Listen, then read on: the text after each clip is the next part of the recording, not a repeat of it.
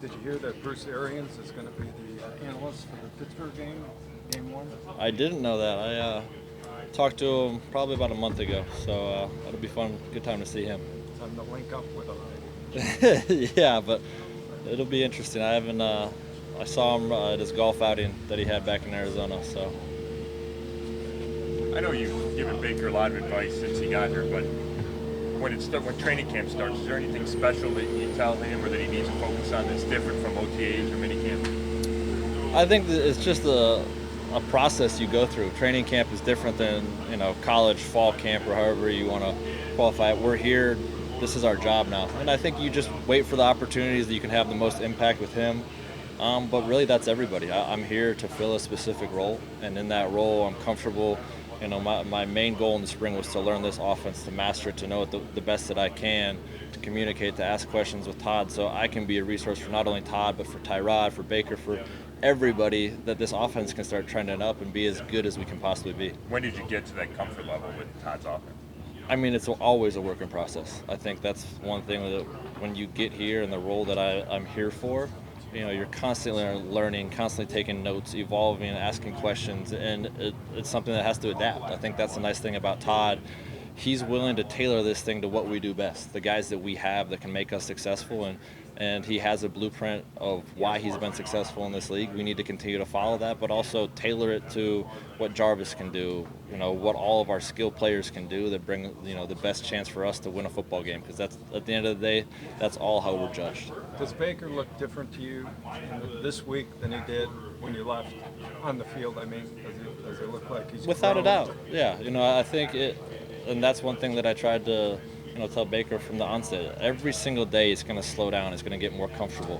As a quarterback, you need to see stuff. You need to understand stuff, and you need to experience stuff. You're going to make mistakes. The whole goal in all of this is not repeating those mistakes, but we're fortunate to have a really good quarterback coach, Coach Zampese, that is coaching him up on the technique side of things, as well as trying to get this offense down, and he's done a great job.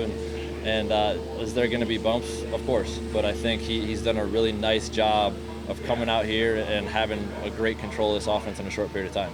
Is there anything he's doing that is exceptionally surprising to you as far as his growth in this league?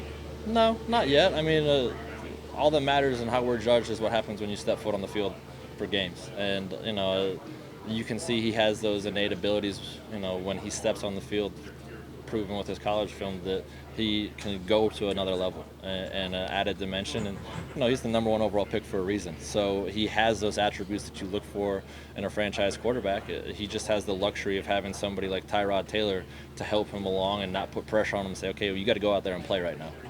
Does his accuracy strike you? I mean, can you see already that he has sort of an uncanny accuracy? I think accuracy just comes with being comfortable, and he's getting more comfortable. You see that each and every day.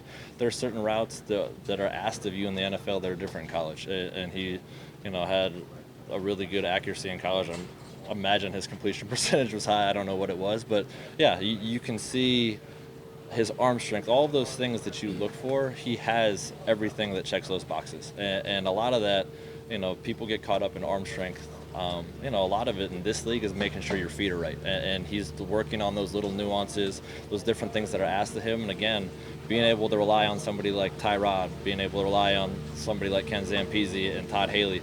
I mean, these are unbelievable resources on top of the talent that we have offensively. It's a rarity for a guy that's a number one overall pick as a quarterback to have this much talent around him. Drew, are you at the point in your career where play time in preseason is not that big a deal for you, or do you need to shake off rust too? I'll delegate that one to the coaches. They're the one making that decision. I know what I signed up for. I know why I'm here. If they want me to go out and play a full game, I can do that. It's always nice to get knocked around a little bit in preseason. You want to get hit a little bit just so, when you do get out there, it's not completely foreign. I was fortunate to finish this year last year, starting those final two games. So still a little bit in the back of your mind. But I think the big thing from my perspective at this point in my career, you just want to get out there and operate. You want to be able to have a touchdown drive. You want to be able to get into a little bit of a rhythm and communicate and get on a play clock, break a huddle, do all those things, see different run checks, see different protection checks. And those are really dress rehearsals for how we communicate as an offense to make those in-game adjustments that are needed to go out and win football games. What's the story behind the RV? Whose idea was it? What are the perks that come with it? So the RV started back in the spring when we had the rules committee for Baker day one, and one of them was he needed to get an RV. It was an idea that Sean Hill implemented with Matthew Stafford when we were in Detroit. We did training camp at the facility.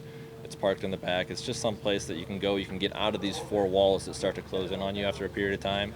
There's no secret meetings or anything going on. It's not like excluding anybody. Everybody's welcome, but it's just a place to go unwind, get away from here for the time period that we have off, and just nothing more, nothing less. Antonio thinks he's got VIP access. Is that true? Sure. Any offensive lineman that's protecting us has VIP access. So it sounds like since you referred to Detroit, that was your idea to bring the RV to Cleveland. Yeah, I don't think Baker thought I was serious at first. And Tyrod, when I start getting on my rants in the room sometimes, he just kind of starts looking down at his paper because he's like doesn't want to hear what's coming out of my mouth next. But when Baker figured it out, he did a really good job with it, and it's exactly what we needed. So is it like a place you can hide out for a nap or anything like that? Yeah, well, we've got those beds back there, but there's 30 beds and 90 guys, so you do the math.